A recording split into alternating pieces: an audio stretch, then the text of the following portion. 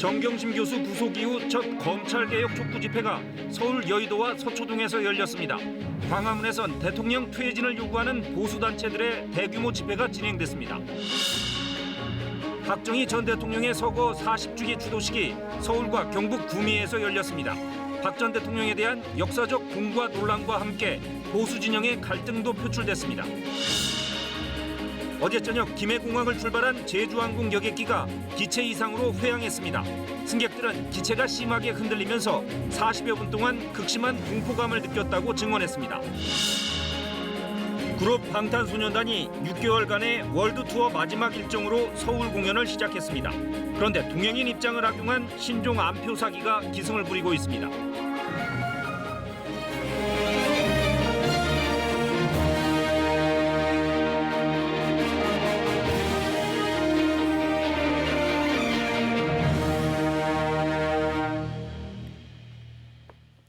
여러분 안녕하십니까? 토요일 밤 9시 뉴스입니다. 주말마다 도심 집회가 이어지고 있습니다. 조국 전 장관의 배우자 정경심 교수 구속 이후 첫 주말, 둘로 갈라진 거리의 목소리는 오늘도 여전했습니다. 서울 광화문에선 조 전 장관의 구속과 문재인 대통령 하야를 요구하는 집회가 열렸고, 여의도와 서초동에선 검찰개혁과 공수처 설치를 요구하는 촛불 집회가 잇따랐습니다. 광화문에 모인 보수단체들은 박근혜 전 대통령 석방과 문 대통령 퇴진을 주장하면서 청와대를 향해 행진했습니다. 어젯밤부터 오늘 새벽까지는 정광훈 목사가 이끄는 정권 규탄 집회와 철야 기도회가 열렸는데, 자유한국당 황교안 대표 등이 이 집회에 참석하면서 정치권에서 논란이 됐습니다. 이세준 기자의 보도입니다. 태극기 혁명 국민운동본부 등 보수 단체들이 서울 광화문 일대에서 문재인 대통령의 퇴진을 외쳤습니다. 참가자들은 태극기와 성조기 등을 흔들며 정경심 교수뿐 아니라 조국 전 장관도 구속돼야 한다면서 공수처 설치엔 반대했습니다.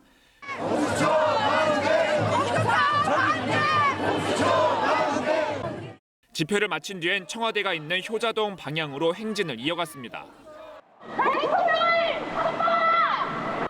그동안 150차례 넘게 주말 태극기 집회를 이어간 우리공화당과 석방운동본부 측은 오늘 낮 박근혜 전 대통령이 있는 서울 서초구 성모병원에서 집회를 열었습니다.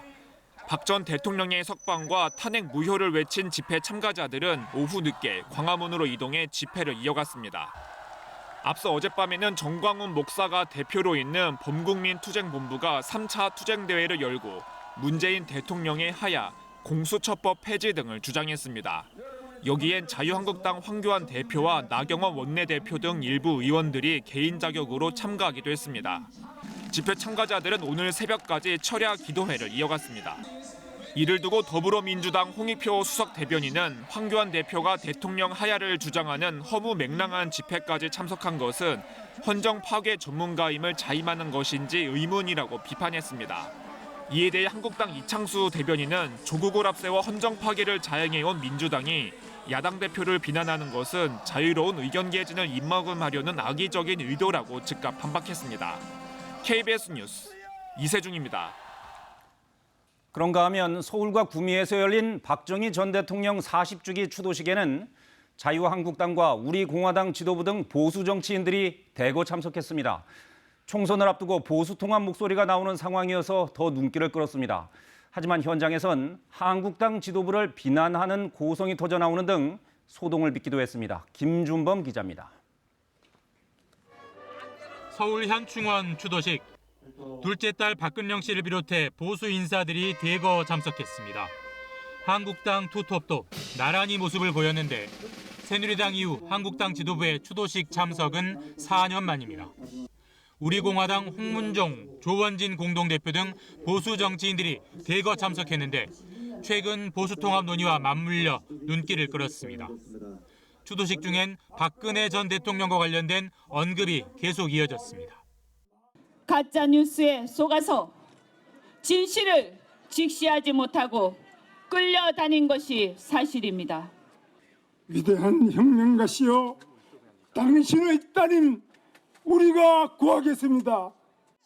일부 박 전 대통령 지지자들은 한국당 지도부를 향해 불만을 쏟아냈습니다. 대통령께서는 박근영 씨가 나서 자제를 요청하기도 했는데 황교안, 조원진 대표가 역할 분담을 하고 있다고도 말했습니다. 추도사를 하지 않은 황 대표는 이에 대한 구체적인 언급을 피했습니다. 역할 분담 이렇게 얘기를 하셨는데 그거에 대해서 좀... 뭐 자세한 얘기는 여기서 하는 게 적절치 않네요. 구미 추도식에는 민주당 소속 국회의원이 처음 참석했습니다. 우리가 아는 역사는 늘 정의롭지만 한 것은 아니었습니다. 때로 앞으로 전진하기만 한 것도 아니었습니다.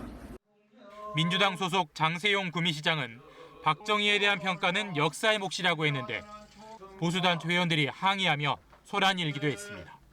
KBS 뉴스 김준범입니다. 정부가 앞으로 WTO 협상에서 개발도상국 특혜를 더는 주장하지 않기로 하면서 농민들이 크게 반발하고 있죠. 정부가 농민 달래기에 나섰습니다. 공익형 직불제를 서둘러 추진하겠다고 밝혔는데 이게 어떤 제도이고 기존의 쌀 직불금제와는 어떤 점이 다른지 조혜진 기자가 짚어봤습니다. 우리 식량 주권의 상징인 쌀을 보호하기 위해 정부는 직불금 제도를 운영하고 있습니다. 논의 면적에 비례해 일정한 수입을 제공하는 고정형과 쌀 목표가를 정해놓고 거기에 맞춰 수입을 보전하는 변동형으로 나뉩니다. 그런데 현재 제도는 소규모 농민에게 불리한 데다 쌀에만 지원이 너무 치우쳐 과잉 생산을 부추기고 농작물 다양성을 해친다는 지적을 받아왔습니다.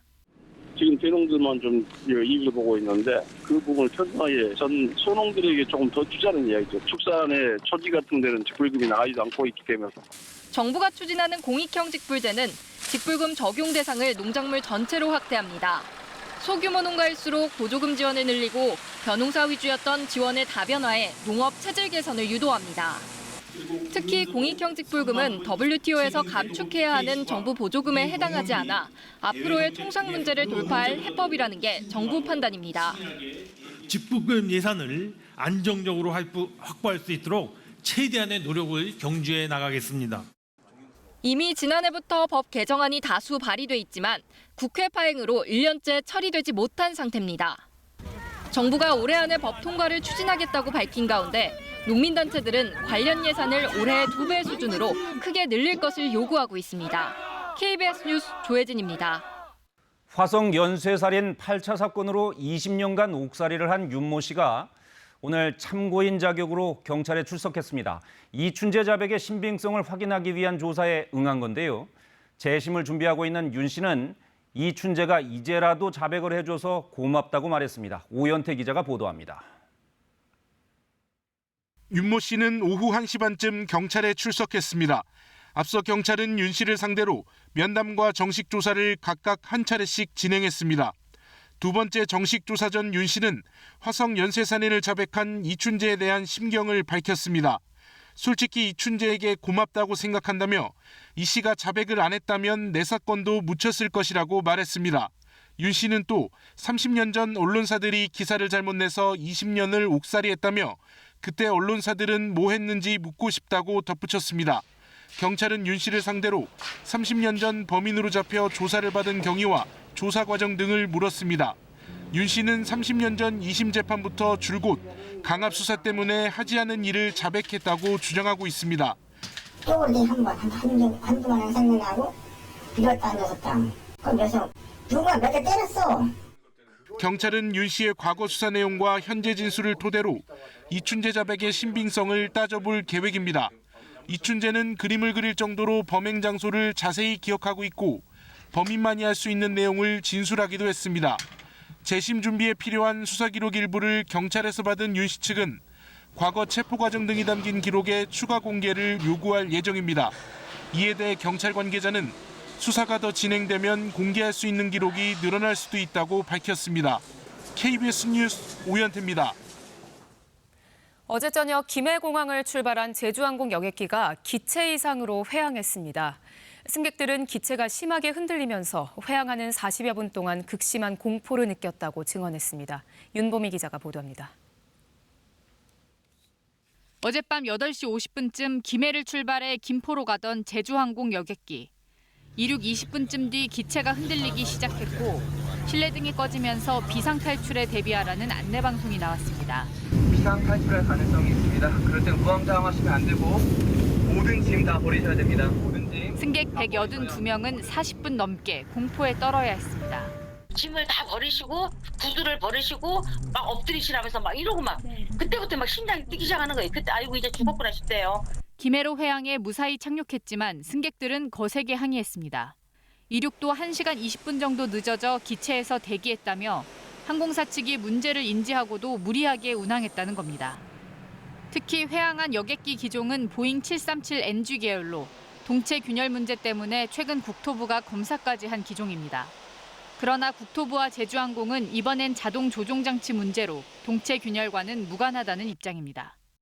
오늘 낮 경부고속도로에선 버스 간 추돌 사고로 소방공무원 2명 등 5명이 다쳤습니다. 대전 현충원에서 열린 순직 소방공무원 추모 행사에 참석했다 서울로 돌아가는 길이었는데 다친 사람 모두 생명엔 지장이 없는 것으로 전해졌습니다. 오늘 아침 서울 북촌 한옥마을 인근 한옥주택에서 불이 났습니다. 보일러실에서 시작된 것으로 추정되는 이 불로 소방서 추산 3,300여만 원의 재산 피해가 났습니다. 전남 목포에선 해상 케이블카 승강장 에스컬레이터가 갑자기 멈추면서 승객 16명이 넘어져 다쳤습니다. 경찰은 관리자 등을 상대로 사고 경위를 조사하고 있습니다. KBS 뉴스 윤봄입니다.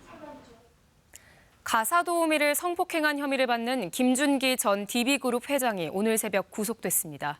법원은 상당 부분 혐의가 소명된 데다 사안이 중대하고 또 증거인멸 우려가 있어 구속영장을 발부했다고 밝혔습니다.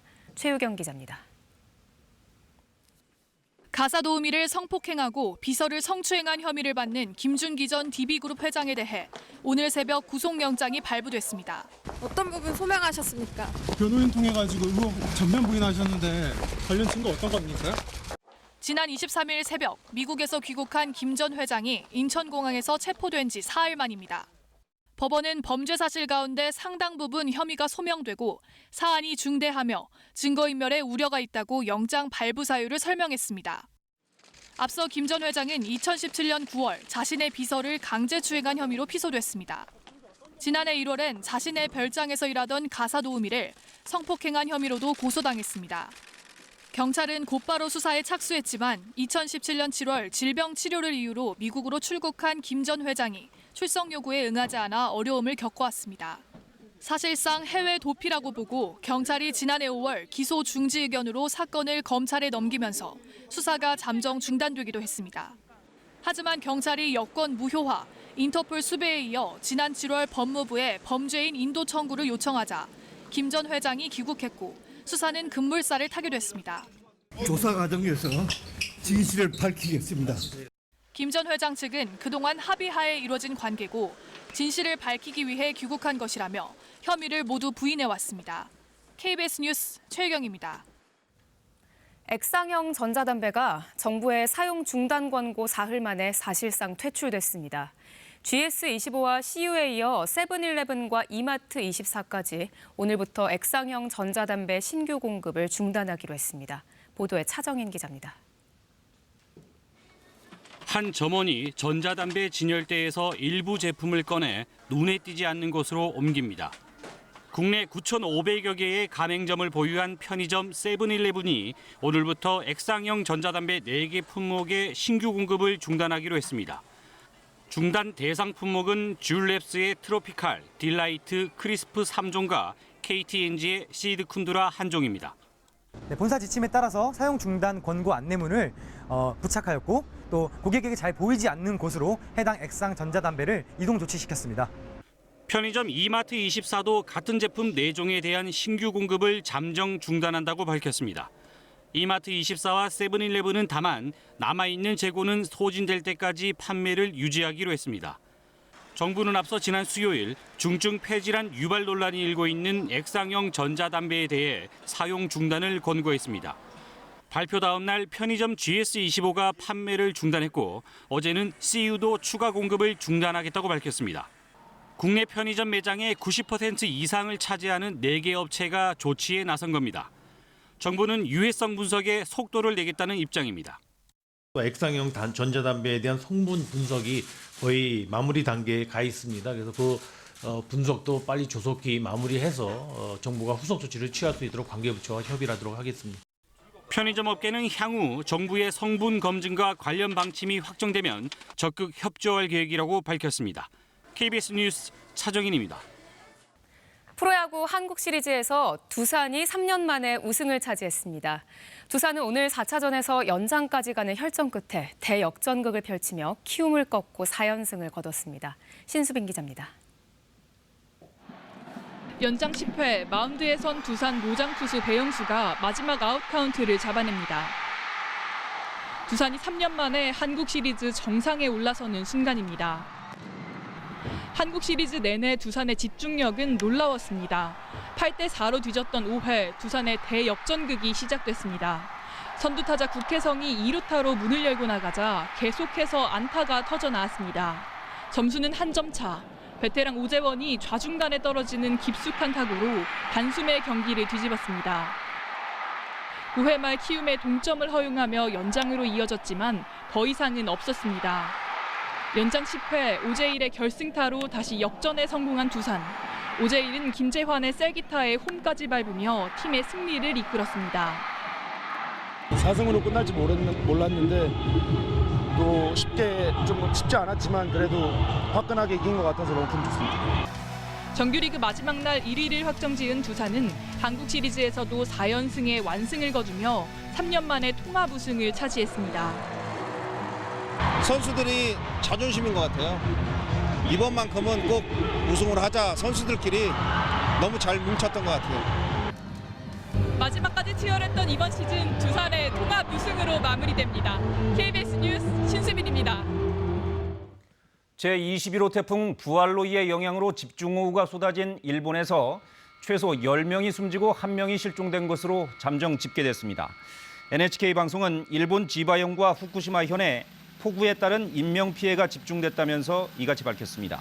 특히 지바현의 경우 어제 저녁까지 12시간 강수량이 최고 283.5mm를 기록하는 등 평년 10월 한 달간의 강수량을 웃도는 비가 한꺼번에 내렸다고 NHK는 전했습니다. 미국 캘리포니아주에서 동시다발적으로 대형 산불이 발생했습니다.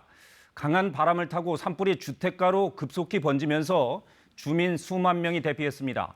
대피 지역에는 전력 공급마저 끊기면서 주민들의 고통이 커지고 있다고 합니다. 미국 센타 클라리타 산불 피해 현장을 최동혁 특파원이 취재했습니다.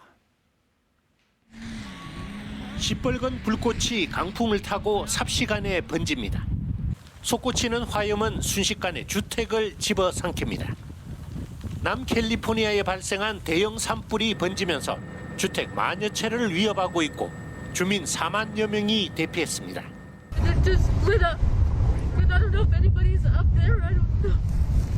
helping or putting out the fire. I don't know. I can see the whole structure's on fire. 불볕 더위와 함께 최대 시속 100km에 달하는 강풍이 불고 있어 산불이 인근 주택가로 빠른 속도로 번지고 있습니다. 북캘리포니아의 대표적인 포도주 산지인 소노마 지역의 산불도 불길을 잡지 못하고 있습니다. 지금까지 여의도 면적의 32배에 달하는 95제곱킬로미터의 면적을 태웠고 주택 50여 채가 전소했으며 주민 수천 명이 대피했습니다. 산불이 발생한 지역의 고속도로는 폐쇄됐고 학교도 하루 휴교령이 내려졌습니다. It's not a decision that we take lightly. We stand by the recent public safety power shutoff we did. 전력 회사들은 송전탑에서 발화 위험이 크다며 광범위한 지역의 전력 공급을 차단해 주민들은 산불과 강제 단전이라는 이중고를 겪고 있습니다. 센타 클라리타에서 KBS 뉴스 최동혁입니다. 네, 홍콩 사태 소식 알아보겠습니다. 이제 홍콩 시민들의 시위는 직업을 가리지 않는 양상입니다. 오늘은 의료인들이 거리로 나왔습니다. 이런 가운데 한 달 앞으로 다가온 의회 선거에서도 민주파와 친중파 간의 격돌이 예상되고 있습니다. 홍콩 현지에 가 있는 안양봉 특파원을 연결합니다. 안 특파원, 오늘은 평화 시위가 열리고 있다고 하던데 지금 있는 곳은 어디입니까? 네, 제가 나와 있는 곳은 의사와 간호사 등 의료인들 집회입니다. 2시간 전부터 만여 명이 모여 집회를 이어가고 있습니다. 발달은 무장경찰이 병원에 난입했던 문제 때문인데요. 이달 초 경찰이 쏜 총탄에 관통상을 입은 14살 청소년을 수술하던 병원에 경찰이 체포를 이유로 난입한 적이 있습니다. 또 임신부가 치료받던 산부인과에도 경찰이 들이닥치기도 했는데요. 의료인들은 이에 항의하며 의료권 보장과 환자 인권 보호를 촉구하고 있습니다. 사실 홍콩 사태가 이렇게까지 오랫동안 이어진 데는 평화적인 시위까지 무차별 진압한 경찰에도 일정 부분 책임이 있다는 지적이 있습니다. 네, 언제까지 이런 상태가 계속될지 국제사회의 우려도 큰데요. 일단 한 달 뒤에 열리는 의회 선거가 변곡점이 될 가능성이 있다고요. 네, 홍콩은 우리의 국회격인 입법회와 지방의회인 구의회가 있습니다. 다음 달 24일 이 구의회 선거가 열리는데요.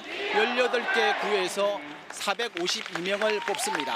당장 오늘부터 명함 나눠주기 같은 부분적인 선거운동이 가능해 벌써 선거 분위기가 일고 있는데요. 한마디로 민주파와 친중파 간의 격돌이 예상됩니다. 구의원은 내년에 실시되는 국회격인 입법위원회도 출마할 수 있고 또 행정장관 선거인단에도 117명이 포함되기 때문에 제도권에서 상당히 영향력을 발휘할 수 있습니다. 홍콩 시민들이 이번 선거에 주목하는 이유도 이 때문인데요. 또 모레 월요일부터는 중국 공산당 최고의사결정기구인 중앙위원회 전체 회의가 열립니다. 중국이 홍콩 시민들의 요구를 수용할 것 같지는 않고요. 다만 캐리람 행정장관의 거취에 대한 결정이 내려질 수 있어서 이 회의도 관심이 높은 상황입니다. 네, 알겠습니다. 지금까지 안양봉 특파원이 전해드렸습니다. 정신질환은 국민 4명 중 1명이 겪어볼 만큼 흔한 질환이지만 사회적 인식은 여전히 좋지 않죠. 이 부정적 편견을 깨기 위해 오늘 정신질환자들이 거리로 나왔습니다. 박찬 기자가 취재했습니다. 병원 침대가 거리에 나왔습니다. 환자복을 입은 정신질환자와 참가자들이 침대를 따라 행진합니다. 병원과 집에서 벗어나 거리에서 사람들에게 내가 정신질환자임을 당당히 밝힙니다. 1993년 캐나다에서 시작된 정신질환자들의 축제 매드프라이드가 오늘 서울에서도 열렸습니다. 저희는 서울 매드프라이드를 축하합니다. 행사를 기획한 박모구 씨 역시 조현병 환자입니다. 자신의 병을 받아들이고 정신장애인 등록을 하기까지 20년이 걸렸습니다. 정신질환이 알려지면 사회로부터 차별과 억압을 받게 되지 않을까 두려웠습니다. 취지에 대해서 말씀을 드렸을 때 주변 분들이 그것에 대해서 뭔가 지금까지 분명한 낙인의 효과가 있었음에도 불구하고 굉장히 많은 연대와 지지를 보내주셨어요. 첫 행사인 만큼 모든 시선에서 자유로운 건 아닙니다. 신분 노출을 꺼리는 참가자들은 가면을 썼습니다.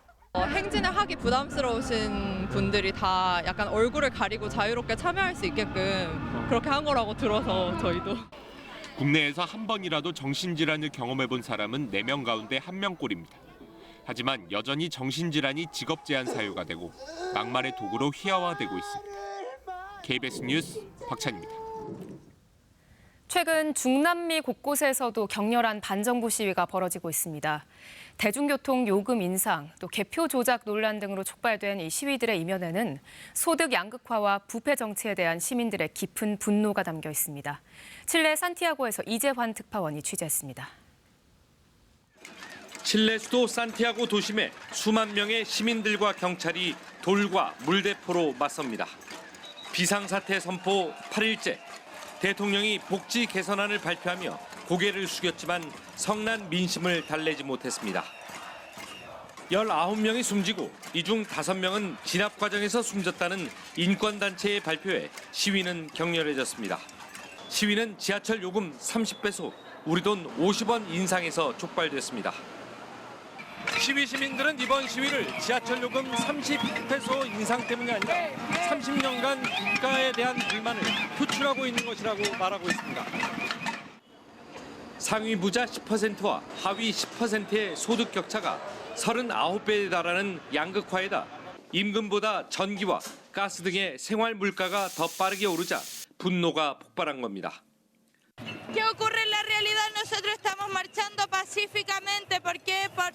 cambiar el futuro. 칠레와 인접한 볼리비아에서는 국민투표에 반대해도 사선에 도전한 모랄레스 현 대통령이 대선 당선을 선언하자 큰 혼란에 빠져들었습니다. 개표 조작 논란에 시위와 방화가 잇따르고 있습니다. 산유국 에콰도르에서도 유류 보조금 폐지로 기름값이 2배로 뛰자 시민들이 거리로 쏟아져 나왔습니다. 국제통화기금 IMF 구제 금융과 맞물린 긴축 정책과 가파른 물가 상승 속에 아르헨티나는 대선을 앞두고 있습니다. 1차 선거 결과 민심은 정부의 등을 돌려 좌파 야당의 낙승이 예상되면서 중남미 정치 경제 지형의 변화가 주목되고 있습니다. 칠레 산티아고에서 KBS 뉴스 이재환입니다.